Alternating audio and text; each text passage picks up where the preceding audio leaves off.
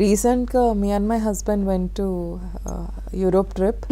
వెనక్కి వచ్చేటప్పుడు they have asked ఇవి మేనేజర్ అప్రూవ్ చేసిన లీవ్సేనా అని. So he has showed. ఆ తర్వాత మీ are you currently employed in that company he is working అంటే అవును అన్నారు. ప్రూఫ్ ఏది అన్నారు.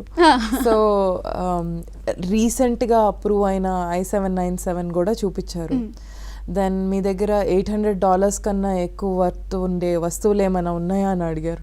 అవును అంటే పాస్పోర్ట్ తీసుకెళ్ళి ఒక చిన్న డబ్బాలో పెట్టి కస్టమ్స్ వాళ్ళ దగ్గర తీసుకెళ్లారు.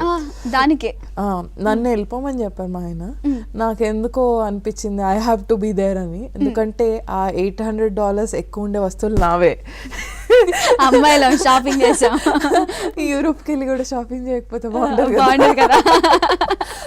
సో ఆయన అడిగారు అనమాట, ఏముంది అంటే ఇట్లా బ్యాగ్ ఉంది, ఇంత ప్రైస్ అని చెప్పాము. ఇంతకేంటంటే I leave it for your imagination. Okay ఇంకా అది కాకుండా ఇంకేమైనా ఉన్నాయంటే ఇట్లా లెదర్ గూడ్స్ ఉన్నాయి అని చెప్పాము. ఇన్ని నెంబర్ ఆఫ్ బ్యాగ్స్ ఉన్నాయంటే so you have paid over there and VAT అంతా చేశాను. అవును అని చెప్పి ఓకే గోల్డ్ ఏమైనా ఉందంటే ఎస్ ఉందని చెప్పా. తను నో అని చెప్పాడు. నేను ఉందని ఎందుకు చెప్పా అంటే బాడీ మీద ఉంది కాబట్టి. తను నో అని ఎందుకు చెప్పాడంటే లగేజ్ లో లేదు కాబట్టి. Then he looked at both of us.